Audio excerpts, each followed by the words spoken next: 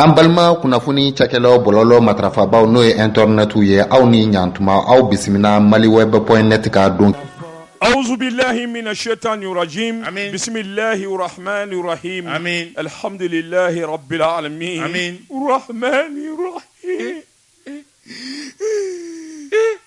مالك يوم الدين إياك نعبد وإياك نستعين إن صراط المستقيم صراط الذين أنعمت عليهم عليهم ولا الضالين آمين limaniya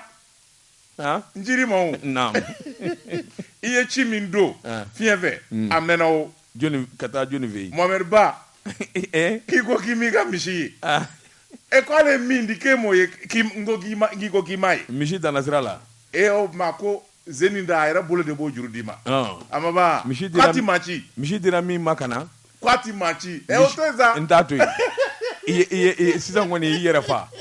misi dir'i ma k'i ka n'a di yan ko gɛlɛya bani i taara ni misi y'i ka so ka misi kantigɛ ka ne wele ko n ka na n ka sogo minɛ n'o y'i ta de ye zeni n ko o ye ta ye misi min dira o ye ta ye e k'o ta sa i k'o sogo dun a ko misi juru zeni misi bɛna di ne ma e bɛ t'o fa i ka so ko ne ka na n ka sogo minɛ a ko ne ko k'i k'o ta zeni a ko misi juru a yɛrɛ bolo de b'a den o bɛ ɲɛ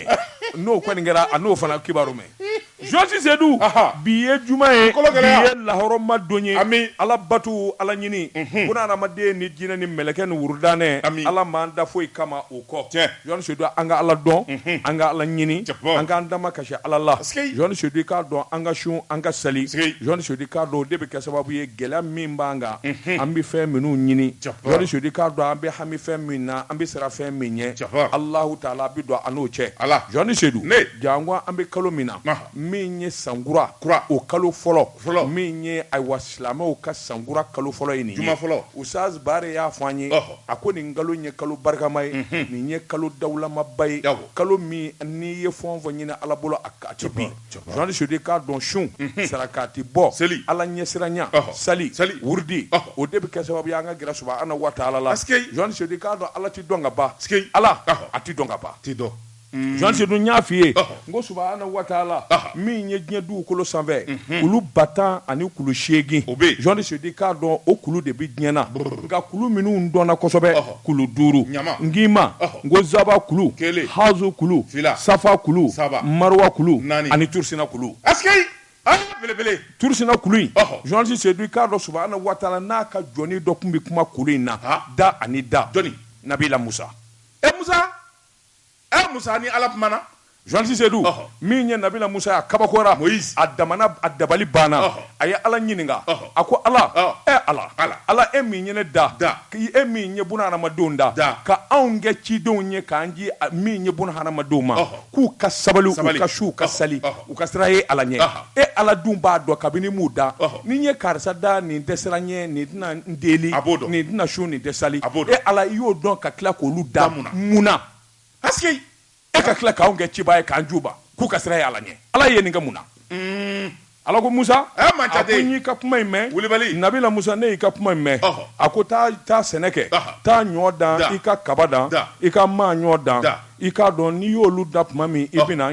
ɲɛfɔ n ye Nabila Musa samiya selen a taara o kɛ dugukolo la i k'a dɔn ɲɔ ani maa ɲɔw falenna Josi Seydou i k'a dɔn a nana fɔ ala ye a ko ala i k'a dɔn i ko n ka ɲɔ ni fɛn minnu da dannifɛn u falenna u mɔna ala y'a ɲininka a ko i y'u tigɛ wa a ko n y'u tigɛ a ko i y'a bɛɛ tigɛ a ko n y'a bɛɛ tigɛ a ko a bɛɛ ɲɛna wa ala ko Musa ko ala ma a ko kɔnɔ ye dɔw dun i k'a dɔn dɔw jara dɔw tiɲɛna dugukolo yɛrɛ ye dɔw dun ala ko Musa a ko yalima e y'a dɔn dɔw bi tiɲɛ kɔnɔw bi dɔw dun e dun y'o bɛɛ da mun na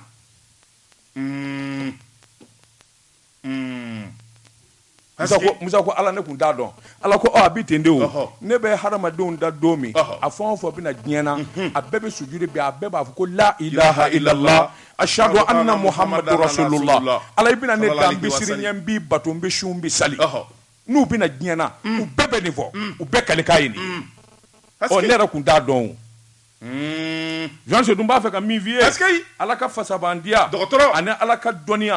ani ala ka kodɔn ani ala ka faamuyali n'i ye diɲɛ bunakun da a tɛ yen sabula ala kɔne don nin bɛɛ ɲɛ jɔnni soda an b'a ɲinɛ wa ala de fɛ ala min n'a ye anw da anw ka nin jamana min ni mali don n'a y'an garijɛgɛ a la a ka mali kisi a ka mali tanga jɔnni soda ko dama min dalen bɛ ka anw sɛgɛrɛ ala ka don an n'a cɛ an b'o ɲini subahana wa taala fɛ ala min kelen min ye mahamadu rasulullah da min ye kira fɔlɔ ni kira laban ye ka kuranɛ d'a ma an b'a ɲini ala fɛ kuresiw a k'a k'u barika kama maga ni madina a k'a k'u barika kama alkuranɛ lazim a k'a k'u barika kama jɔnni soda an ka jamana ka kisi a ka tanga an ka jamana den min bɛ jamana kɔnɔ min bɛ jamana kɔ kan hami bɛ min na gɛlɛya bɛ min na bana bɛ min na jɔnni soda ala de b'a ta yɔrɔ dɔn wa ala kelen de bɛ se k'a ta ka bɔ an bɛɛ ka kelen kelen ya allah ya allah ya allah wa an bɛ kalo min na baara y'a fɔ an ye nin y'a waati ye gɛlɛya fɛn o fɛn b'i la hami fɛn o fɛn b'i la san ɲɛni jɔnni soda k'a dɔn nin y'a ɲɛni waati ye jaga bɔ kuma ye sisan fɛnɛ ye dɛ waritigiw ni saa yɛlɛmana ka 1,600,000 t'i bolo k'i kan ka jaga bɔ dɛ 1,000,000 jaga ko ye 6,000 de ye baara y'o fɔ ya o e ɲinɛna a y'o fɔ téléphone na est-ce que baara ye 6,000 de fɔ 1,000,000 jaga mana kɛ 6,000 o ka ca dɛ dɔɔni bɛ kun n'i ye yen na dɔɔni bɛ ka compte la n'o tɛ ni maa min n'a den ma hali n'a kɛra 60,000 ye man diya e ɲɛna i ɲɛ b'a la n ko dɔw ka jaga jamana in kɔnɔ 1,600,000 1,800,000 ça veut dire que ils ont combien de millions i ka sara ye wa ala ne ko o miliyari y'i ka sira ye wa ne ko anw ni ninnu bɛɛ bɛ ala kelen na an bɛɛ bɛ ma kelen na ala kelen de y'an bɛɛ da ala de ka ɲi ala ka ɲi est-ce que ya allah ya allah ya allah ya allah hɛrɛ k'an ye se k'an ye san wɛrɛ an yuruw ka jaga bɔ 1,600,000 1,400,000 wallahi sedu wallahi ɲɛnkale ala la a se bɛ ala ye o ye tiɲɛ san wɛrɛ e yɛrɛ ka 1,600,000 1,400,000 kɛ jaga ye ne ka 1,000,000 a se bɛ ala ye ne k'o jaga bɔ wa wallahi a se bɛ ala ye ne ka sɛgɛ ka jugu cogo min san wɛrɛ cɛ n ko a se de bɛ ala ye an t'a kɛ yanni san 5 ye san wɛrɛ ka teli koyi ala de ye masa ye sini sɔgɔma ka kow yɛlɛma k'a bɛɛ yɛlɛma k'a ɲɛ k'a k'i sago ye o se bɛ ala kelen de ye su ko ni dugujɛ cɛ bilahi lazi ala k'a kɛ kul fa ya kul ala k'a kɛ ni ala y'a kɛ n b'i layidu d'i ma i ka mobili nin n b'a kalo o kalo n bi essence 1000 k'i kun ne kɛra fukɔrɔ dangaden ye ala k'o kɛ a kana kɛ ne ye a bɛ k'an ye ɲɔgɔn fɛ de ne ka e ka maa sigi n ko n b'i sɔn n tɛ ala ka k'an ye ɲɔgɔn fɛ e m'a dɔn e ka dugawu man ɲi jɔn sedu bɛɛ k'i tɛgɛ kɔrɔta a'udhu billahi minash shaitanir rajim allahumma salli ala sayyidina muhammadan abduhu rasuluhu allahu la sharika la ilaha illa huwa la sharika lahu alhamdulillah fatiha alhamdulillah rabbil alamin Jeka pub kaka feerefɛnw lakodɔn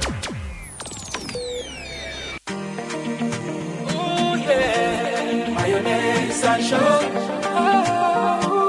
Mayonnaise and show. La mayonnaise sans chaud accompagne mon quotidien. Pour vos salades, crudités ou tout autre plat, la mayonnaise sans chaud est la meilleure. La mayonnaise sans chaud est fabriquée avec de l'huile de colza et du jaune d'œuf.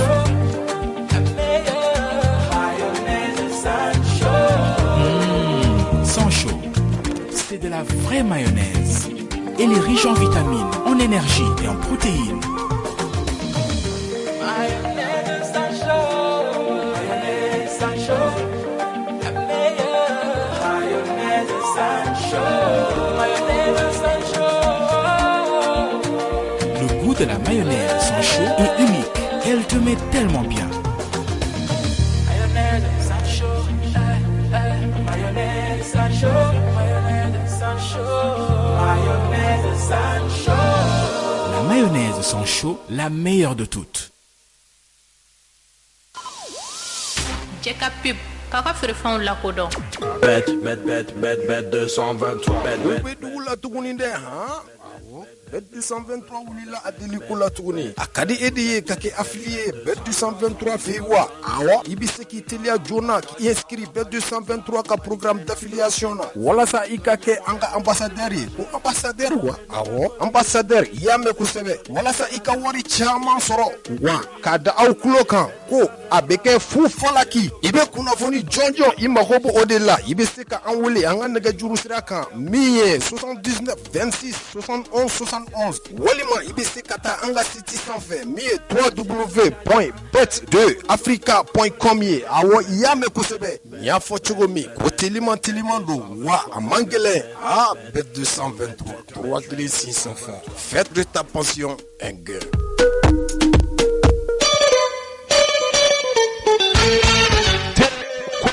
n balimamuso n'i ye sɛnugu jɔlen k'a tile kala de b'a kɔnɔ te koyima te dɔnb'a lajɛw olu ka te min gɔfara kabini kunungo ala ye jamanadenw gɛrɛdigɛ la n'o ye malidenw ye bi te koyima n'i ma deli k'a nɛnɛ e k'a k'i taamaɲɔgɔn ye bani taamadenw ka taa se maa minnu bɛ baara la a marali ka nɔgɔ kojugu te koyima a forokoni ye binkɛnɛ ye ke bilema kɛ k'a cɛrɔ tigɛ ni ka sanfɛla in kɛ vɛriti ye dute minbaw ani sanni feere kɛbaw a y'aw jigi kɛ te koyima ye a caman b'a ni dɔgɔdɔgɔni santa ko la a y'aw sɛmɛ groupe tanja la u ka nɛgɛjuru sira 20 22 49 24 u ka dabɔlen bɛ ka bila minisuma kɔrɔ la sotiba te koyima te dɔnb'a lajɛw ka to yen sɔgɔma fara su kan ka taa fara wula kan te koyima tew la ten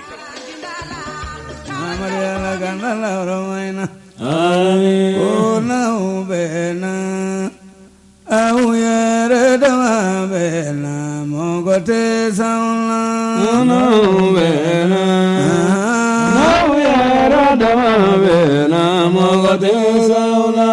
n'aw de bɛ na dɔnnibaw yɛrɛ dama bɛ na mɔgɔ tɛ s'anw na n'aw bɛ na n'aw yɛrɛ dama bɛ na mɔgɔ tɛ s'anw na n'aw bɛ na mamutu n'aw de bɛ na mɔgɔ tɛ s'anw na n'aw bɛ na tarawele baara n'aw bɛ na mɔgɔ tɛ s'anw na n'aw bɛ na amadiyo ne ko n'aw bɛ na mɔgɔ tɛ s'anw na jaye n'aw bɛ na amadi jakite ne ko n'aw bɛ na. Daba Tunkara. Naam. Alisilamɛw ka bɛɛ don o ye Ashura su ye dimanche don do Inshallah. a dugu jɛ ntɛnɛn na baara y'o fɔ an ye ayiwa Dugabugu fɛn min ye kɛnɛ ye a bɛ ɲɛnamaya Dankɔrɔba ni o ye Mohamed Silamagan Jara ye a Sheikh Mohamed Ba Jara a kɛlen bɛ ka alisilamɛ bɛɛ lajɛlen wele karido k'a dugu jɛ ntɛnɛn na o ye Ashura su ye tubabu bi kɛ jamana ye kuranɛ kalan bi kɛ ani tafsiri camanba den de bolodalen bɛ bɛɛ lajɛlen welelen bɛ kɛnɛ kan Inshallah. jamana tɔgɔ la a ka cidenw a bɛ maa minnu jɛ a k'u woloma n'o tɛ ciw tɛ se a k'a ka cidenw woloma kilaseli don wa non pas ne t'o dɔn ne bɛ tiɲɛ de fɔ ci selen tɛ nin ye wa a ma ci fɔ o ma se wa k'a ye alisilamɛw wele ne kan t'o ci ma dimanche a ye misi min di k'i ka n'a di ne ma misi in ma se ne ma ne me pousse pas à dire ce que tu veux pas entendre. A ma ban wa n b'a ko i ka taa a ka misi juru di ma i bɛ mun wɛrɛ kɔ n'ayiwa baasi ni o ko ne k'an sen bɔ a la a ko ne k'an sen bɔ a la n y'a mɛn o tuma i bolo don Jean Sisedu an b'a da Solomani Kumare tulo kan min ye ayiwa kamiyɔnba bolilaw ka ayiwa ɲɛma min na Sinakɔr Mali a ɲɛmaaba n'a tulo b'an Gana numéro minnu dilen don a ma a bɛ se ka kunnafoni lase sukaro ni malo dɛsɛlen don jaaja kunde b'a la Jean Sisedu ne bɛ n pan mɛ n bolo bɔgɔ ka don n bɛ bɔ ni sɛbɛn ye sɛbɛn min n'u k'a ma la révélation ko dogolenw k'u da kɛnɛ kan a boliko siɲɛ 100 Jean Sisedu min ye awa wuli ka jɔ ani cɛsiri ye Jean Sisedu n'a man jan don i k'a dɔn ko kɔrɔ dɔ bɛ yen laada kɔrɔ dɔw bɛ yen Jean Sisedu i k'a dɔn olu ni kɛli man kan bilen ni diɲɛ yɛlɛmana Alahu Taala yɛrɛ ko k'an ka yɛlɛma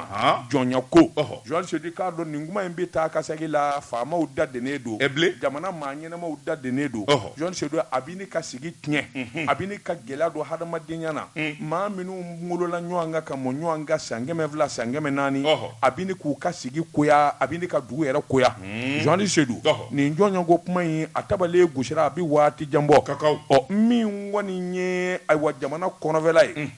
n'o ye arabukunda ani burudanmɛ kunda Jean Sisedu k'a dɔn a ka jugu ye kayikaw fɛ yen min ye marakaw ni ɲɔgɔn cɛ ye a ka jugu yen fana fo k'a fɔ k'a to ten sabula kɔsɛ in na hakilina kura minnu donna jɔnyako kuma in na wulikajɔ kura minnu bara ka k'a kɔnɔ maanifin kun tɛ ɲɔgɔn dɔrɔ walima ka ɲɔgɔn bugɔ walima ka taa se ni yɛrɛ bɔli ma ni kɔsɛ in na tɛ Jean Sisedu i k'a dɔn kunnafoni dibaliya ani ko faamubaliya ani ko yɛrɛ kɛcogo Jean Sisedu maa sugu bɛɛ lajɛlen nin don n'a na dɔw ta ye an ka jamana yɛrɛ ani an wolola ka laada minnu dɔn an fɛ a ka to ten dɔw ta kɔni ye wulikajɔ kura ye sabula olu a na kɛ olu ɲɛ bɛ ko wɛrɛ la kɔnɔ kabini san 1905 Jean-Jacques Sodi k'a dɔn i b'a ye k'a fɔ diɲɛ na ni jamana bɛɛ lajɛlen la bɛn kɛra kan ni ka sɛbɛnfura bɔ tubabu sariyaw la Jean-Jacques Sodi k'a dɔn min ye diyagoya ko ani ayiwa siya dɔ ka fisa dɔ ye o dabilala u k'o de ma esclavage Jean-Jacques Sodi n'i y'o ta k'o lajɛ o tarikuw lajɛ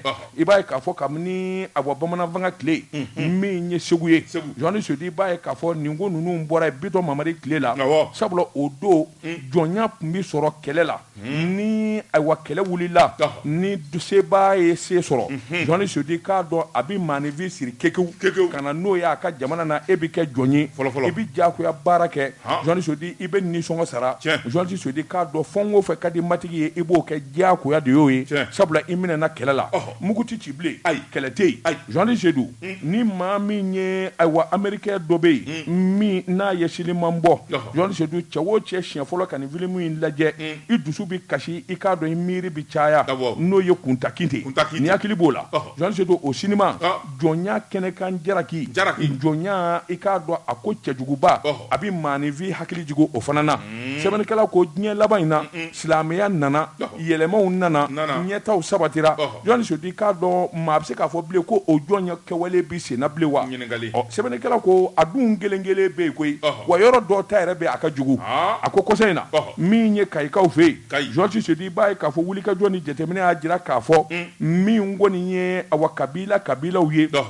olu ka gɛlɛya damadɔ nana wuli Jean-Jacques Sodi a fanga bonyana kosɛbɛ fo maa dɔ n'i tora a la a ko min ye dugu yɛrɛ mumɛ ye dugu ka ci walima maa caman ka bɔ dugu la nin jɔnya ko kuma in a gɛlɛya barika bonyana fo ka taa fɔ a to ten Jean-Jacques Sodi k'a dɔn o kuma ni jamana faamaw sigilen bɛ k'u bolo don so kan n'u ma wuli ka jɔ kɛ Jean-Jacques Sodi k'a dɔn a ka gɛlɛn a ko kɔsa in na kɛwale dɔ kɛra musokɔrɔba dɔ bɛ yen Jean-Jacques Sodi k'a dɔn k'a bugɔ fo ka taa fa Jean-Jacques Sodi k'a dɔn u ma da u ma i k'a dɔn min ye farikolo yɛrɛ ye ni k'a tigɛ min ye nin musokɔrɔba ye min dɔn a ko Lani Modi Joyikalo tile 30 tɛmɛnen na Jean-Jacques Sodi k'a dɔn bɔtara k'a su kan dugu min n'u k'a ma ko Jogo Sidibe muso tɔgɔ de ye Jogo Sidibe dugu in de ye Lani Modi ye Jean-Jacques Sodi sɛbɛnnikɛla ko nin ko minnu kɛra yalima jɔnya ko de don wa dɔw y'a jira k'a fɔ muso in kɔni y'i damakasi de kɛ jɔnya kɛwale minnu b'a la ani juguya minnu b'a kɔnɔ a y'o kuma in de sɛbɛkɔrɔ fɔ o kɔni ma bɛn dɔw ma olu taara ni kɛnɛ karaba nka sariya ani sɛgɛsɛgɛli de b'a to k'a dɔn i k'a dɔn muso in fa kun ye min ye joni joni y'a fa a ko nin bɛɛ k'i bɔ a la Jean-Jacques Sodi i k'a dɔn kɛwale in barika bonyana sabula a juru bi maa fila bolo minnu ko n t'a fɛ a ka dabila minnu ko i k'a dɔn ne yɛrɛ b'a kɛlɛ kɛ sabula ne na wari sɔrɔ a la walima na to a sɔrɔ a la Jean-Jacques Sodi k'a dɔn a ko kɔni i k'a dɔn a tilalen don nka min kɔni jɛlen don jamana silamɛ tɔnw silamɛ ɲɛmaw Jean-Jacques Sodi k'a dɔn ɲamakalaw ka tɔn olu de bɛ se ka wuli ka jɔ boloda sabula nin ye laada kɔrɔ ye Jean-Jacques Sodi ni laada bɛna ni tiɲɛni ye walima n'a bɛna ni gɛlɛya wɛrɛ ye a k'an ka don bɛrɛ la ni ka ɲɛfɔli kɛ walima a ka dabila Jean-Jacques Sodi nin bɛɛ lajɛlen sigi ka fɔ de a bɛ se ka kɛ sababu ye n'an sigira ka kuma ka danjɛw don walima nin kan ka kɛ nin man ka kɛ Jean-Jacques Sodi ni bɛn kɛra o ka hadamadenya bɛ dilan o cogo la n'o tɛ i wolola dugu min na san 100 i fa wolola yen i mɔkɛ wolola yen i bɛnbakɛw wolola yen Jean-Jacques Sodi n'a fɔra ko don kelen da kelen dugu ka i ka gɛn walima i ka bɔ yen k'i ye hɔrɔn ye walima i ye jɔn ye Jean-Jacques Sodi k'a dɔn a ka ko o tɛ ɲɛ nin kun ye sɛbɛn ye an ye min bɔ la révélation kɔnɔ ko dugulenw k'u da kɛnɛ kan Sinakɔrɔ b'an kɔ Sinakɔrɔ Suleman ni Kumarɛ Solo salamu aleykum aleykum salam Kumarɛ Solo an ye kibaruya mɛn i k'a dɔn jamana falen don a kunnafoni na sukaro dɛsɛlen bɛ sukaro ntɛɲɛ tɛ sukaro bɛ camion kɔnɔ a caman Sikaso Mali donda fɛn o fɛn bɛ yen Sikaso ni Kayi dondaw la ko mobiliw jɔjɔlen don ɲɔgɔn kan sukaro b'a kɔnɔ commerçants dɛsɛlen don ka sukaro don dugu la k'a gɛlɛya ye kun ye aw chauffeur ye mun na mun na kun ye min ye i b'a dɔn waati tɛmɛlenw kɔnɔna na an tun ye fɛn dɔ fɔ transition yɛrɛ ye gouvernement ye min ye tracasserie routière kow ye an y'a ye k'a fɔ ko kɔlɔlɔ dɔw b'an sɔrɔ poste de contrôle ninnu na an natɔ fo a laban bɛ taa kɛ gilekibɔ ni mankanw ye Dans tu as fongo ka la o ka modèle de contrôle do foyene. Nous on peut ka kenan contrôle là depuis na ka contrôler zegwa. Amena fo bon ko ya ka be contrôle do la ambe do. O ka nga kisi nyoma. O ka baremu do o ka baremu réviser ka baremu to ya ko na fo chauffeur ye. Parce que sur la fin ko be ni kana ko be tien. O donna zantigila poste là. An ka chauffeur ka dɔ bɛ yen. A taara tuguna chauffeur a taara doni jigi. Kucala a segitɔ a taara ngɛrɛ jigin a segitɔ. Ko a donna poste kɔnɔ ko polisikɛ ko k'a ka 1000 sara. A ko 1000 t'ale bolo 200 b'ale bolo. Polisikɛ ko ka taa mobili contrôler gendarme bɛ kɛnɛ ma ko non ko sugu la kojugu ale tɛ se ka taa mobili contrôler. Mais polisikɛ yɛrɛ taara contrôler a nana ko infraction bɛ cɛ la ko ka 1700 sara. Awɔ. Cɛ ko ne don tɔ ne taara doni jigin wari tɛ ne kun. O kɛlen min kɛ cɛ si la. I b'a dɔn sogo kɔni kumulen kɔgɔ la Mamango. Siga t'o la. Dugu jɛlen sofɛrikɛ de diminen ye téléphone ta sisan ko ko ka nin tɔɲɔ sugu nin to jamana kɔnɔ est ce que k'aw to nin mɔgɔ tɔɲɔ sugu nin est ce que jamana bɛ taa ɲɛ wa. O gendarme ye téléphone minɛ k'o to di polisikɛ ma polisikɛ fana y'o lamɛn o ye cɛ minɛ ka taa n'a ye Fana. O kɛra cɛ datugu kun ye. Ni ko an tɛ jate. An ye fɛn bɛɛ kɛ. Coronavirus wulila Mali kɔnɔ an ma jɔ. Maliyɛn bɛɛ ka baara changé la fɔ anw. Mun dila anw ma. Embargo nin kɔnɔ an ye tɔɔrɔ sugu bɛɛ ye. Mais n'a fana fɔ ko an ko ka baara kɛ cogo ɲuman na bɛɛ ka lafiya o fana tɛ kɛ ko parce que ka kun bɛ surafɛn ko ye. Awɔ. An fana n'an ye filɛni kɛlɛma mana gosi ɲɔgɔn na bi porteur de b'a kɛ i n'a fɔ anw tɛ maliden yɛrɛ i b'a fɔ sisan an bɛ ɲininkali de kɛ yala olu ka kɛ ni takun ye anw bugɔli de ye wa. Bon an tɛna jɛn n'o de ye bilen o de kosɔn an ye baara bila an ka ni cɛ min minɛlen filɛ. O bɛ bila fɔlɔ ka sɔrɔ an bɛ da don baarako kuma na. Wa an ye min fana fɔ contrôle ko kuma ninnu bɛ fɔ ɲɛna sinon kɔni ni u kɔni bɛ mobili ninnu bɛ banni sɔrɔ cogo o cogo u b'o sɔrɔ sinon an t'a boli bilen. An ta an ka permis an se b'an yɛrɛ la. Awɔ. Ayiwa Kumare. Jamana bɛɛ degunnen don sukaro yɛlɛla bi ka taa se fɔ hakɛ dɔ la camion ninnu caman valen don sukaro de la. Awɔ. Yalima mobilitigiw walima jagokɛlaw an m'a ɲɛfɔ olu ye walasa da ka don a la a ko la wa. An kɔni y'a ɲɛfɔ o ye. An bɛ CMDR président fo min ye Banisu ye. Banisu depuis ko nin kɛla an b'a dɔn a wulilen bɛ a bɛ cɛsiri dɔ la a bɛ cɛsiri baara la. Bon n kɔni b'a dɔn fana an ka secrétaire général Mutari Dabo. Ale fana b'a dɔn a ye da caman gosi. Allo. Ayiwa chauffeur ka na mandi kosɛbɛ a tɛna kɛ crédit banna cɛ kun. Ayi allo. Awɔ an tulo b'i la Kumare. Voilà sisan ko an b'o da caman gosira. Mais halisa an ka cɛ de ma bila. Ayiwa. N'o dun ma bila halisa an kɔni b'an nɔ na. Kabako. An tun ye fɛn kɛnɛw yɛrɛ to yen ko fɛn kɛnɛw ka commencer ka circuler a laban an bɛna fɛn kɛnɛ bɛɛ sen don a la. Awɔ an bɛna o décision fana bɔ fɛn kɛnɛ si tɛ don bilen. An tun ye bisiw yɛrɛ to yen carte voyageurs a laban fana an bɛna carte voyageurs sen don a la hali dugu kɔnɔ bɛɛ n'u an minnu sen don a la yanni heure dama dama cɛ. Ni Ala sɔnna n ma d'a la n'a na s'o ma. Awɔ. A fɔlen min filɛ nin ye faamaw tulo b'a la u na wuli ka jɔ kɛ bi bɛɛ. Awɔ. Waasa fura ka sɔrɔ a la. Ala sɔnna. Kumare. Awɔ. Kumare. Naam. Yala camion joli ɲɔgɔnna balannen bɛ frontière la sisan. Dan t'a la i tɛ se ka da yɛrɛ dɔn camion fɛn fɛn bɛ donna frontière fɛn fɛn na frontière bɛɛ sɔgɔlen nin waati. Joli ɲɔgɔn. Ko da t'a la. Camion bayirika de don. Da t'a la. Ayiwa Kumare an b'i fo k'i waleɲuman dɔn. Ni Ala sɔnna Mali y'a mɛn diɲɛmaa y'a mɛn faamaw y'a mɛn. Ala ka saliji k'a fura ye. Ami ami. Kumare merci bien. Awɔ. Jɔnti Sedu nin mankan in kɔni i k'a dɔn chauffeur ka kuma na gɛlɛya b'u ni lakanabaw de cɛ gendarme walima polisi dondaw la i bolo don Ala ka jisuma k'a fɔ ami Daba Tumara ne bin tɛgɛ don o bi kɛ kɔni sɛbɛn ye an ko min ma la révélation ko dogolenw n'o ye la rédaction ye nin y'u ka sɛbɛn ye u ko n sɛbɛn bɛ n ka foro ma ni jiriw m'a dɔn wa b'a dɔn polisi directeur général a tɔ de ye Suleymani Traoré inspecteur général a ye wuli ka jɔ kɛ fɛn min ye Cunga ani Balaka wuli fɛn min ye polisi ye a ka bolofara minnu bɛ yen a yɛrɛ b'i wɔlɔmɛ ni ka taa da Kɔngɔ jɔnni don directeur bɛ sin ka don de k'i jɔ o b'a sɔrɔ an b'an ka temi ni an ka baro la o b'a sɔrɔ dɔw bɛ marabatiga ɲimi na tiga yira ne bɛ dɔw kɔrɔ dɔw kɛmɛ ka ranjarisi bɔ dɔw sen yɛlɛmɛ tabali sanfɛ u bɛ sin ka pan ka wuli k'u jɔ ten a ka to ka taa bɔ min fana kelen filɛ chauffeur la a ka to ka taa bɔdaw la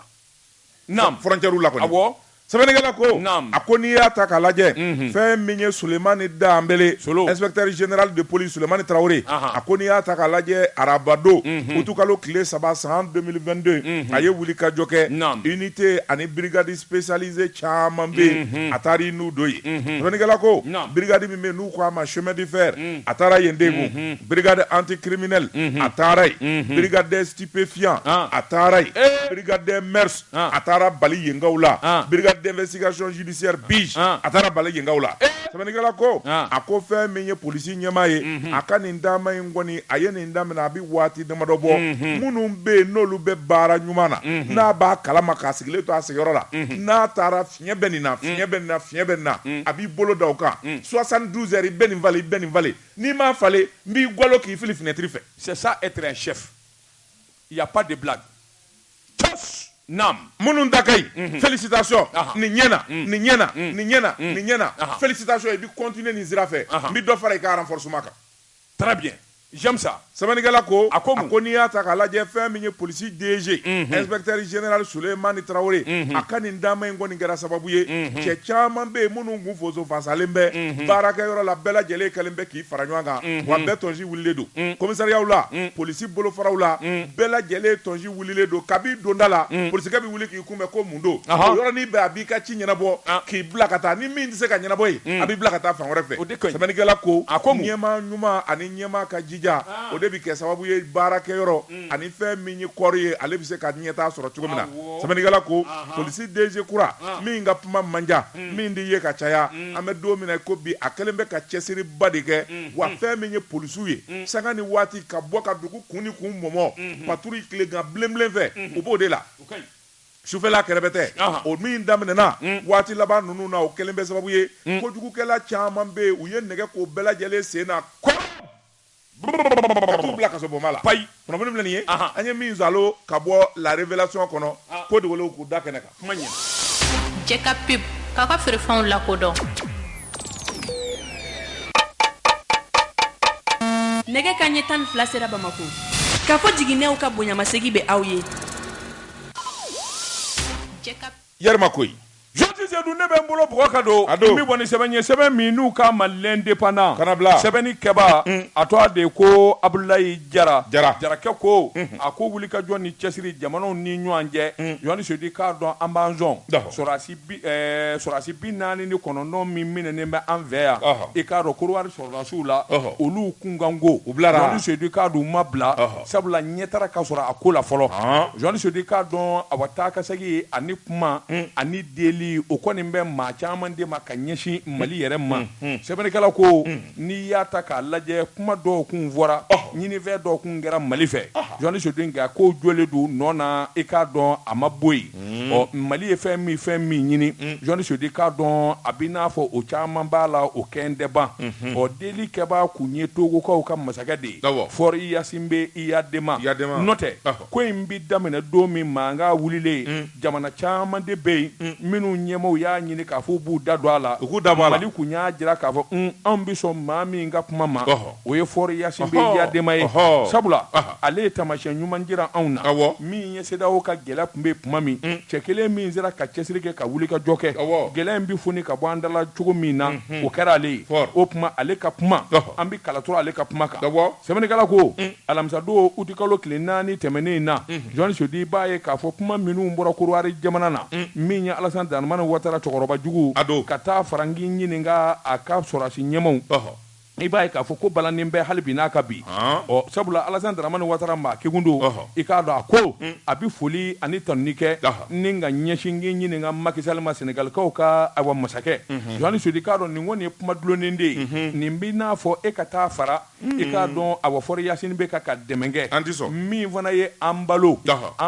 o ye Lagine Bisawo i k'a dɔn masakɛ ye sɛbɛnnikɛla ko a ye wele bila o fana ma ko ninnu kɔni bɛ nin cogo in na Yohani Sodi k'a dɔn Mali ma ma gɛlɛya wɛrɛ don a la koyi Mali ye fɛn min ni fɛn minnu ɲini u jɛlen don Mali ye min fɔ cidenw ye olu mɛnna Jɔni Sodi k'a dɔn maa wɛrɛ ka nani ka na deli kɛ e ko ayiwa o na dɔbɔ ko la wa min fɔra Fɔri Yasinbe Yadema ɲɛna n'a k'o fɔ Alassane Dramane Ouattara ye o kɛli de balannen bɛ an bɛ doni minɛ ko bi nka a mana tigɛ da o da la Jɔni Sodi k'a dɔn Maliden a fara Korowari ka yɛrɛ kan n'o ye Ivoirien Jɔni Sodi nin jamana fila bɛɛ lajɛlen ka Ala deli de ye gɛlɛya in kɔni bɛ duga cogo min na sabula mankan man ɲi Mali ani Korowari ni ɲɔgɔn cɛ jamana in ye jamana kelen ye den bɛɛ lajɛlen ye jamana den kelen ye nka faama jugu n'i y'o sɔrɔ Jɔni Sodi k'a dɔn i ka ko bi bala n'i ye faama kɔnɔsu kolen sɔrɔ i ka ko bi bala Alassane Dramane Ouattara a bɛ ɲini ka kɛ cɛkɔrɔba jugu ye sabula farafinna buna kun in sanfɛ masakɛ min bɛ yen n'a ka kɔrɔ ni cɛkɔrɔba don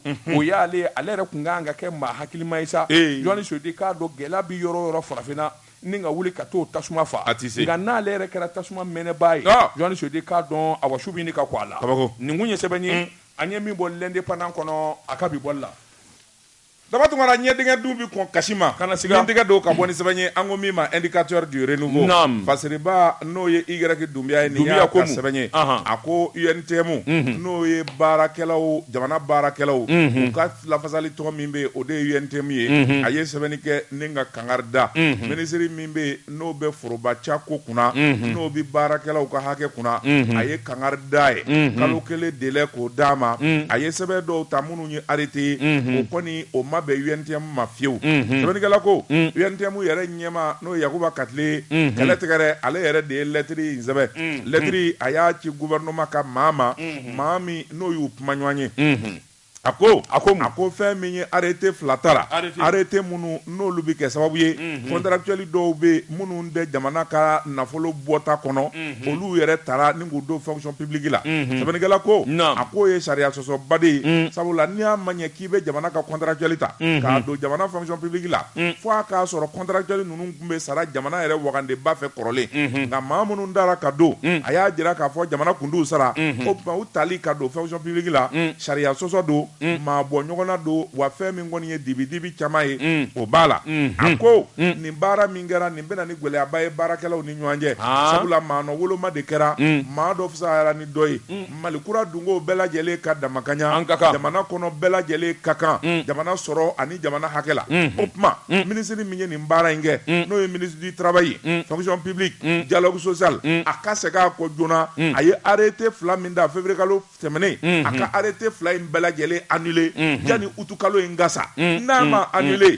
ni min bɔra la ni gouvernement ye min sɔrɔ u y'o laɲini wa fɛn min ye lettre in ye a kopi kelen a bɛ taa di Assimi Goïta ma kelen bɛ taa di premier ministre ma wa kelen bɛ caru diɲɛ ɲɛfɛ diɲɛma bɛɛ lajɛlen ka k'a siri kunnafoni bɛ nin ye an ye min zalo ka bɔ indicateur du renouveau kɔnɔ a ka bi bɔli la Jean dun bɛ n bolo bugɔ ka don n bɛ bɔ ni sɛbɛn ye sɛbɛn min n'u k'a ma la révélation ko dogolen k'u da kɛnɛ kan o don sɛbɛn bɔra nin y'a bolo ko siɲɛ 600 ye maa min ye sɛbɛnni in kɛ a tɔ de ko n ɲininka Amadu T Danzɔgɔ ko a k'i k'a dɔn a wa cakɛda dɔw kɔni b'an fɛ yan kɛnyɛrɛ ye cakɛda usines don Jɔni Sodi k'a dɔn olu kɔni ka maafa ani hadamaden joli sɔnsɔnli Jɔni Sodi k'a dɔn olu b'o baara la ni entreprise n'a y'i diya a fɔ ko mafieuse entreprise mafieuse o tɛ ɲuman min baara ka malidenw joli sɔnsɔn a tɔ de ko Delta Industrie Jɔni Sodi k'a dɔn nin cakɛda in dayɛlɛlen bɛ Mali kɔnɔ maa min bɛ baara k'a kɔnɔ a ka ca caman ye Ala minɛ sa ka t'i sigi so ka Ala makɔnɔ Jɔnti Sedu Mali foroba cakɛda o dɛsɛra o kɛnyɛrɛyew kan ka yiriwa min bɛ se k'a to baarakɛla caman bɛ sɔrɔ nka kɛnyɛrɛye caman de bɛ yen Jɔnti Sedu minnu kɔni gɛn bɛ joli sɔnsɔn n'a ye minnu gɛn bɛ hadamaden faakun ye Jɔnti Sedu i bɛ taa baara la janko nin cakɛda min n'u k'a ma ko société Delta Industrie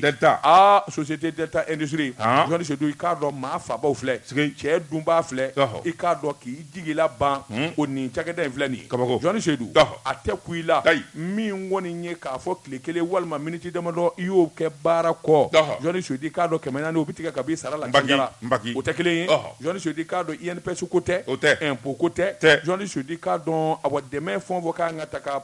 baarakɛla sɛgɛrɛ o kelen tɛ yen Jɔni Sedu k'a dɔn ayiwa min ye hakilinaw ye a bɛɛ lajɛlen bɛnnen bɛ maa kelen ma min ye Mohamed Atoui i k'a dɔn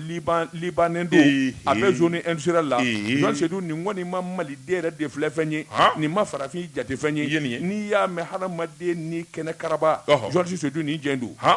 a ko n'i nana baara la 8 heures i k'a dɔn fo su 20 heures Jean Sedou k'a dɔn dɛnɛ fara sibiri kan o ye donko don ye a tɛ ku i la k'a fɔ hali b'i kunkolo siɲɛ k'ale ka baara bila Jean Sedou k'a dɔn sara tɛ ten mini yɛrɛ min bɛ sɔrɔ fana Jean Sedou k'a dɔn dɔ bɛ tigɛ o la n'i ye kodin kɛ wa k'a fɔ de ye baarakɛlaw filɛ ɲɔgɔn ye la walima an bɛna ɲinifɛn kɛ walima an bɛna jate dɔw fɔ ɲɛmaa ye Jean Sedou o kuma tɛ yen a ko nin bɛɛ lajɛlen dilannen bɛ ɔ i y'a dɔn n'i ma ɲɛ janfa kɛli kɔ i k'a dɔn i ka dugu den dɔ bɛ wele ka fara i ka janfa la min ye chef de personnel a kɛn bɛ ka cɛ dɔ ta ko Musa Jara ayi o kɔni ka pembele ka jugu ayiwa libanɛkɛ yɛrɛ ta ye sɛbɛnnikɛla ko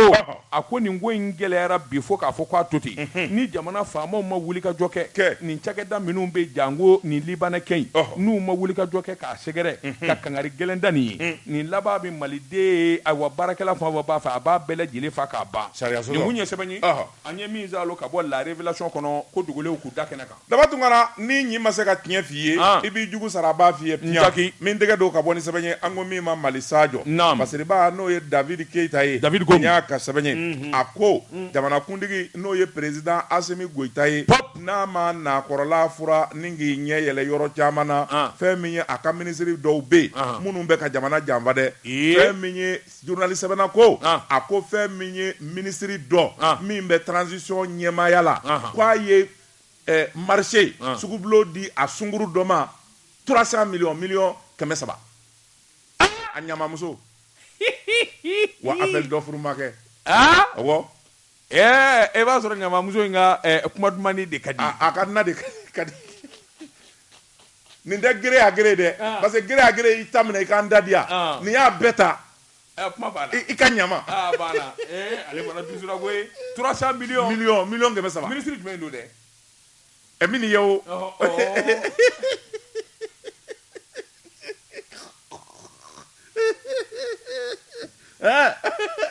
boy naam i terikɛ in sa ne tɛnɛ bolo i terikɛ in sa joni i bɛ to ka min ka kuma fɔ tan sa i terikɛ in transition na j'ai pas d'amis ministre j'ai pas d'amis ministre ma deli ka ministre ka kuma fɔ ayi ayi ne terite mɛ min f'i ye i bɔra ka journal de kalan n'i ye ko kolo bɔ kalaba ta i bɛna taa nkalonda maa na min tɛ dɛ kuma in ɲɛfɔ ka na ma to a fɔ kɛ o sisan kɔni lafiyara n'a ma to a fɔ ka ban o y'a kungo ye David Keita ko a ko n'i y'a ta k'a lajɛ baara dɔw bɛ ka kɛ cɛmancɛla fanga in na fɛn min ye jamanakuntigi a janfalen bɛ yɔrɔ dɔw la wa fɛn min ye jamana yɛrɛ a ɲɛmaayaso ye gouvernement ɲɛmaa Sogɛli Kokala Mayiga u janfalen bɛ maa caman fɛ sɛbɛnnikɛla ko a ko n'i y'a ta k'a lajɛ nin ministre jamana ye danaya d'a kan an bɛ cɛmancɛla fanga na waati min Assimi Goïta yɛrɛ kɛn bɛ ka caman bɔ a sara la k'o don jibondenw na ka fantanw dɛmɛ malidenw jannen bɛ u ka hakɛ caman kɔ jango l'armée ani jamana yɔrɔ kolomaw bɛ se ka dɛmɛ cogo min ni k'an bɔ dingɛ kɔnɔ o waati nin ministre in kɔni bɛ wusanbayi de la bajanbilaya la ministre a ko fɛn min ye cɛ in ye a ɲɛ de bɛ kalabu kalabu i b'a fɔ jɛgɛji bɔnnen bɛ jakuma tɔ na min ka d'a ye magaman don jɛman kumaba soropiyan n'a y'o ye e mana fɛn o fɛn ɲini ministre bɛ sin ka o kɛ k'a la bon n bɛ min f'i ye ni anw ko bɛlɛ f'i kelen kelen tɛ muso ninnu ma ɲi dɛ n'u tɛgɛ di kan i b'i bɔ i cogo la koyi kelen ni wusula ni siriku min b'u bolo u t'u to yen koyi i t'i kolo gɛlɛya mun na i cɛbakɔrɔtɔ i bɛ wusula gansan bɛ se ka maa fa ye la o jamana wari fa ye la o wusulan bara dɔ bɛ yen Nescafé boîte falen wusula la 500 o ye wusulan gansan ye e ko e ka kɛnɛ de yan o maa tulu de bɛ k'o la hali jinɛ tulu b'o la u t'a to an ka dɔn mɛ naam jakuma tɛ jɔ a ka fasa la Wuse ko tɛ koyi sɛbɛnnikɛla ko a ko nin ministre in kɔni fɛn min kɔni ye a ye kelen kɛ ka 2 kɛ ka 3 kɛ o diyara a kun fɛ wa fɛn min ye muso ninnu ye u b'a dɔn koyi a ka point faible de u b'o yɔrɔnin yɛrɛ de dɔn n'u bɛna ministre ka rendez-vous la au lieu k'u ka forokiya don ka hijabu bila u kunna k'u yɛrɛ sutura u t'o kɛ koyi u bi jipu surumaninw don yɔrɔ min b'u jahanama yɔrɔ ninnu jira u jahadi yɔrɔw jira u bɛna munumunu salo daminɛ a yɛrɛ ni ala cɛ ne ko fa b'e la o e wo ne wo ministre wo almami wo nous sommes des hommes insensibles. Nous n'avons pas de dossier. Ou bien à la ministre Koro. Kasi où c'est où il y a les nuances à faire. Opma woro blema chobi sur le. Avancé. Et ta face à nez de dos. Mort. Non.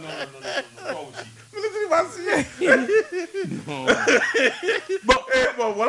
voilà le Mali. Bon, même il va la fier. C'est-à-dire qu'il y a un fait. Il va y avoir un cadre bacham. C'est ça aussi le problème. Il ka demsena beke kalana kana place soro bon e bi ke fama yo kuma o ba soro shi janvara bon plonge nunu ni bon ka den ya ko nunu e moluke bon ni muso nunu mi no bi sigi karabati ka den yen yelele muso ma nunu obi gosi bon ibi ko tugola ni ne ambe soro go o taranai Zamani kana ko surama ko ni ala de ba mboko ye aye bara laba mingera sharia soso yere o de ka fo muso ngoni asna ka sukublo ka DFM welete 300 millions aya signé ala yere contrat signé ka contrat bla ka ta DFM ka kla ka téléphone ci asara jona ha bara bana ko kara poyo amalola aywa ala de be ministre ngisi aw daw toroma ala ka islamo ngisi sabula aw réseaux sociaux abi cey ndoko fo sabani kala de masaka toko de fo ebna fo ne be nyanyini wo me nyanyini ma nyanyini ka ministre ndoko nyini kana fiye ka muso ndoko fena nyini kana fiye est-ce que tu veux savoir non vraiment neti manivi le bouffé amé jekté 300 millions 30 millions te kuy ko million keme saba ya Allah e muso ningele asema ko te ça amen e chonge ngate ko ma premier mi Jeka pip kaka frefon la kodon Te flécha tire flèche jusqu'à dans Bamako mungera te flécha nge o muka tomola belebele anaye makari masaw be basiri dambele ura 12 dangoroba in fenen be no ne koroke Adama Traoré u ko ma jama noir abolo kay abi makari wa kateli Adama yoko jugu ke jama noir invisible Adama Traoré Adama yoko jugu ke mon grand frère de lait awo ibolo abarika ala ni ja Adama betade ala de kay ka fo ja Adama betade net na febe bleu et na fo mena dable roi 12 ndogoni do marakala kado basiri joni jodi kado basiri damele kendo ikado dangoroba be wuli ka joni chesiri la aki chesiri doron de be mani be nafa oiche Josi Sedou ne be mbulo buka do mbi boni seba mi nuka ma Mali tribune Mali gwakura Josi jodi kado dande kewale la Josi jodi kado fasotigi namu gelaya yo ye faso mangana joni mi namu gelaya nege namu gelaya ke Josi jodi ne de be kuma ne gone ka namu gelaya alibi wa mi namu gelaya Josi jodi kado faso kanu faso wuli ka joni faso chesiri Josi jodi kado jamana de bele jile na kele kaka dokotoro bubu sise flagge bubu kumana Josi jodi kado dokotoro bubu sise ko ale teke foye du kolo 120 maliko Josi jodi kado ale ti bonya malima ale ti jenya malima Josi jodi kado ko indamne na malila wa ale bi laba mali de la Josi jodi ngani ko mi ngera no manye walma na jengena wajibi do jamana de kilingin na bele jilinga Josi jodi kado ikapma adana de minani ye Josi Sedou sebeni kala ko ako dokotoro bubu sise ko ako wuli ka jɔ ani kuma kura min be sena bi jamana kɔnɔ a ye kuma in mɛn Josi Sedou k'a dɔn jamana den bɛɛ lajɛlen k'i hakili sigi a kanuba ni lapasabaw bɛɛ lajɛlen k'i hakili sigi Josi Sedou k'a dɔn kuma fɔra kuma min ni bɛɛ lajɛlen kan ka wuli ka jɔ kɛ tiɲɛ ni nkalon ni k'a bɔ ɲɔgɔn na ale ta fa ye min ye n'o bi kɛ sababu ye k'ale jɛya Josi Sedou k'a dɔn a n'o dabali n'o fɛɛrɛ bɛɛ tigɛ ni k'a fɔ jamana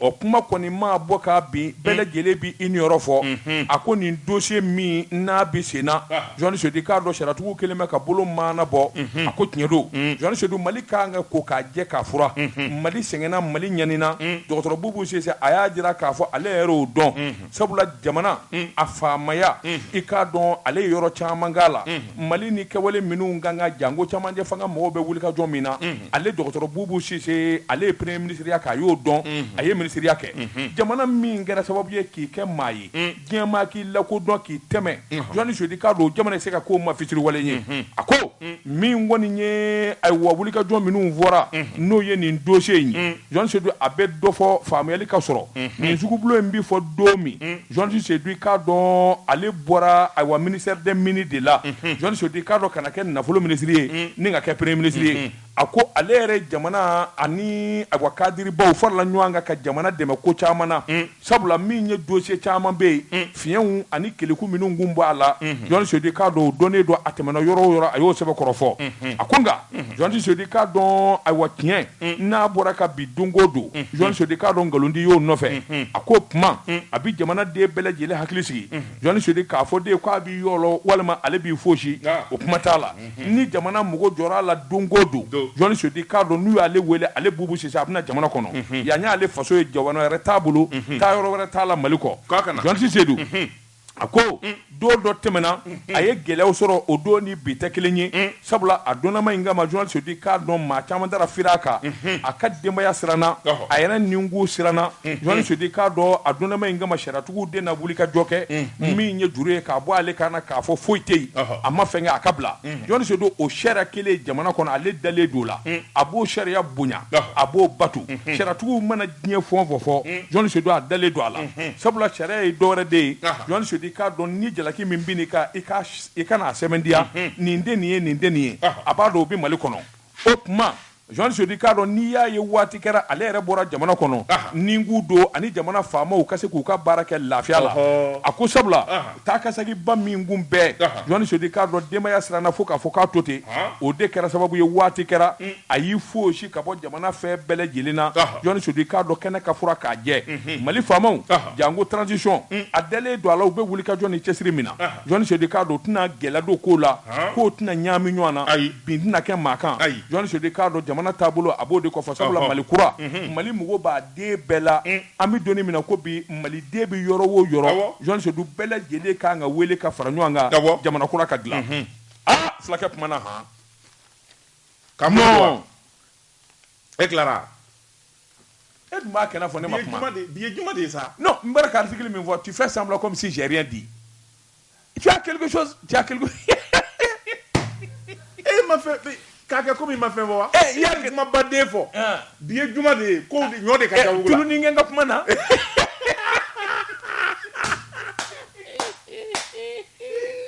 Ashidi nin ye bagama da ye nin ɲɔgɔnna bagama bɛ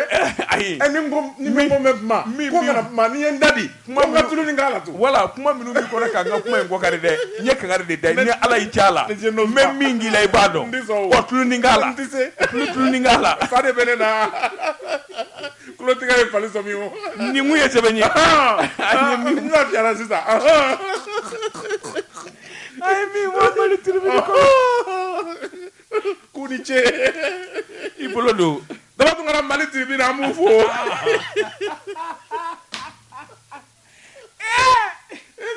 nin ye bagama da ye nin ye se bɛ ɲɛ n bɛ se boli karisa kan i ɲɔgɔnna kuma kɔkari la tɛ i bɛ mɔgɔw ka kuma de kɔkari ni kuma min fana bɛ nin ma i bɛ tulu ko la i ma tulu kɛ nin na ne b'a dɔn bere min b'e bolo tulu ni k'a la e y'a ɲɛ baasi tɛ ne kekuyalen don merci bere min b'e bolo ne b'o dɔn i bolo don dama tun ne min tɛgɛ don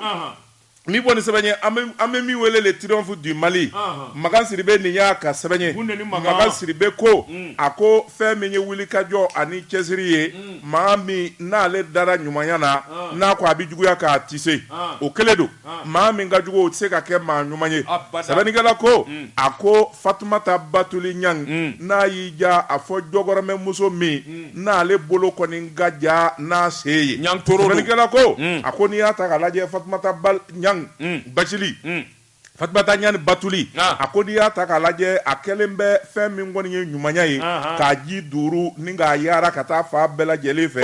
cɛ muso denmisɛn maabakɔrɔ senda setigi jeliw ani kumakɛlaw a ye dɔ di nin bɛɛ ma nin bɛɛ bɛ hinɛ kɔnɔ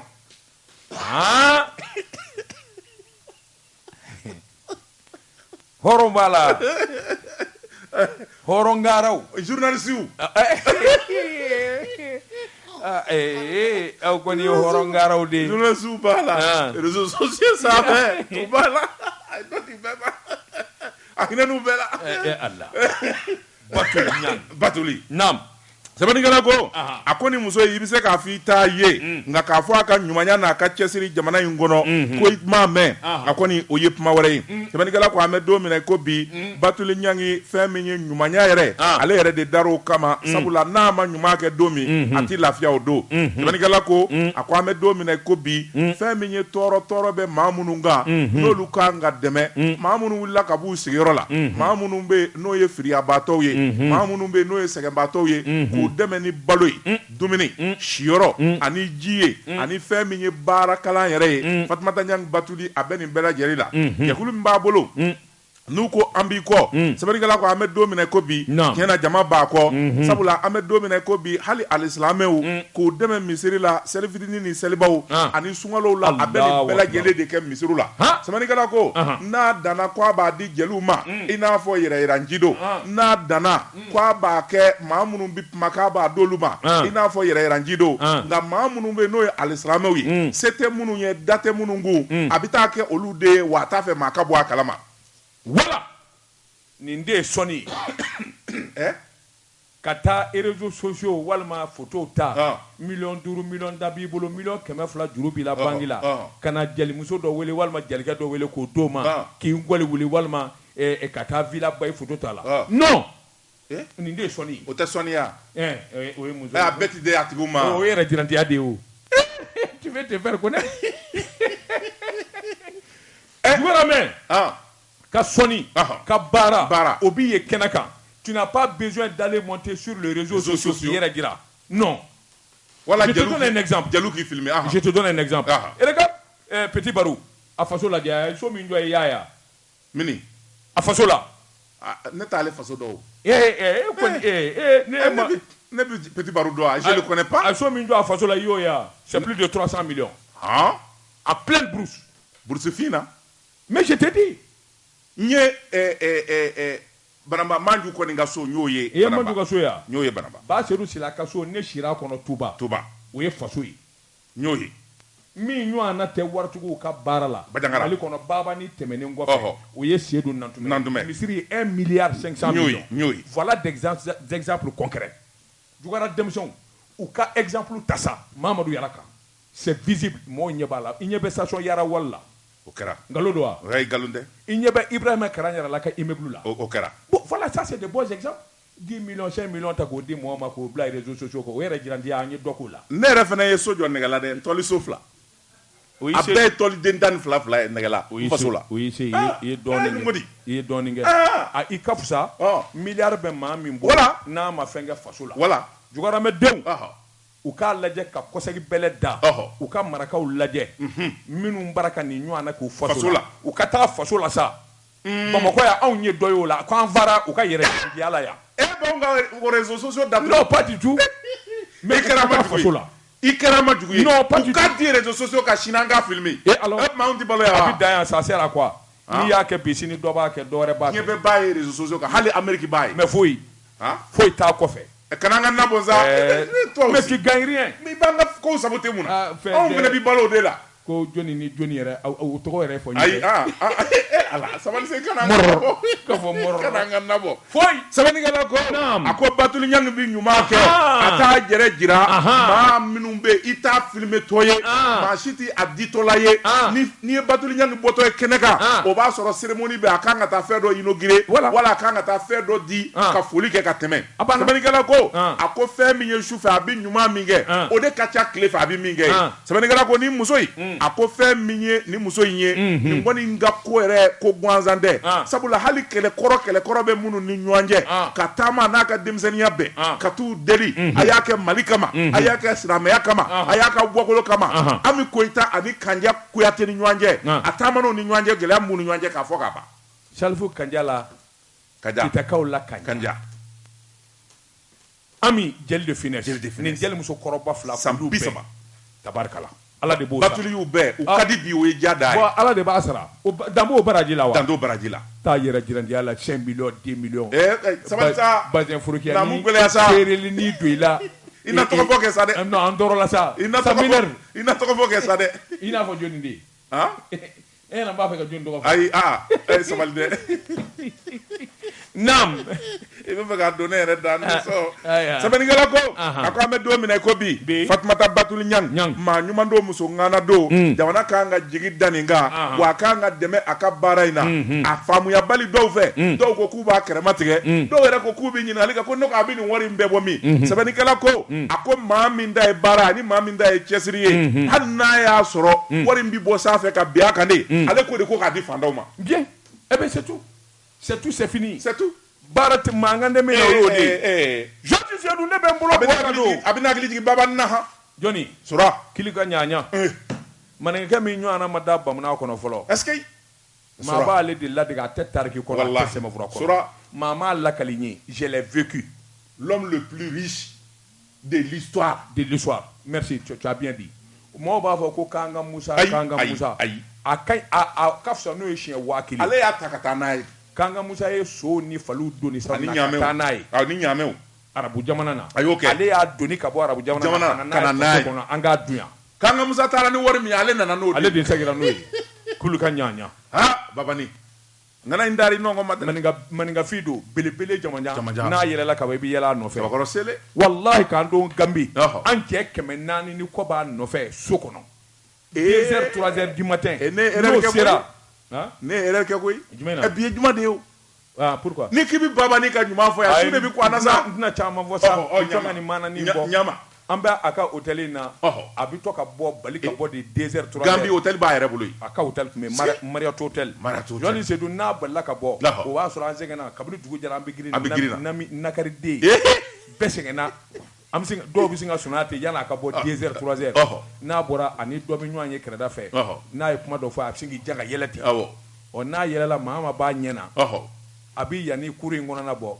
A ye min fɔ maa si ma mɛn nka n'a kɔni yɛlɛla bɛɛ b'i to i nɔ na ka yɛlɛ fa m'an dɛgɛ ti ɲɔgɔn dɛgɛ. A ma fɛn bɛ ka yɛlɛ ten. A ma yɛlɛ. Ni Babani yɛlɛla u bɛ yɛlɛ hali n'aw ma fɛn bɛ. Ni min bɛ sunɔgɔ na. Mankan ma woyo o sin ka girin ka wuli ten. Cɛ mun kɛra. N b'a fɔ n k'e na n kɔ Babani de yɛlɛla. O fana bɛ yɛlɛ. Ko mun maa n k'a yɛlɛla sisan o bɛ sin k'i kari yɛlɛ kan.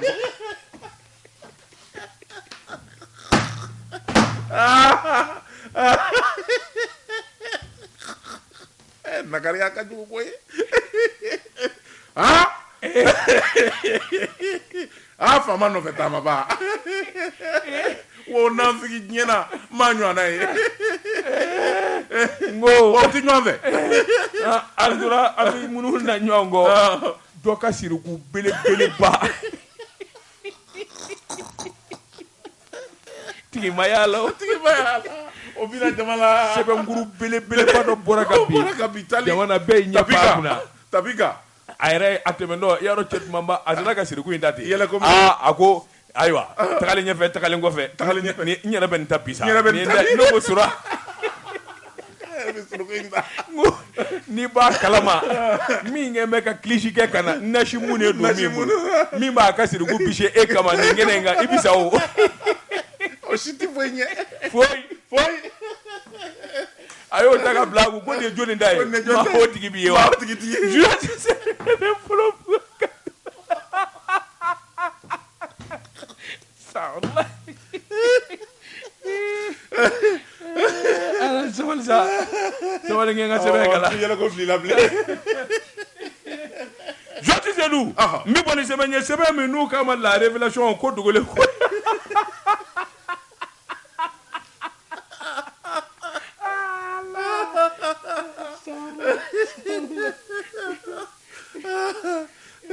Ala. N bɛ bɔ ni sɛbɛn min n'u k'a ma la révélation ko dogolen k'u da kɛnɛ kan. O don. Jɔnni Seydou i k'a dɔn coupe du monde. Min ye ayiwa maliden minnu bɛ jamana kɔ kan. I k'a dɔn ayiwa Espagne jamana na. O don. San o san u bɛ coupe du monde ballon d'or de labɛn. A coupe du monde ye mun ye. Jɔnni Seydou i k'a dɔn jamana o jamana ni o den bɛ Espagne jamana na olu de bɛ fara ɲɔgɔn kan. Min ye ballon d'or ye k'a organiser u b'a kɛ coupe du monde ye. I k'a dɔn ko in ɲɛmaaya a n'a bonya Mali ka ambassadeur yɛrɛ tun bɛ kɛnɛ kan. min ye Abdrahamane Babi Jean Sedi ka do Coupe du Monde in finali Mali kun ba kɛnɛ kan c'est à dire an ka taamaden minnu bɛ taa Espagne o denmisɛn minnu ni a fɛn minnu k'u fara ɲɔgɔn kan Mali Jean Sedi ka dɔn Espagne jamana na an ka équipe nationale n'o ye a bɔ tungana fɛ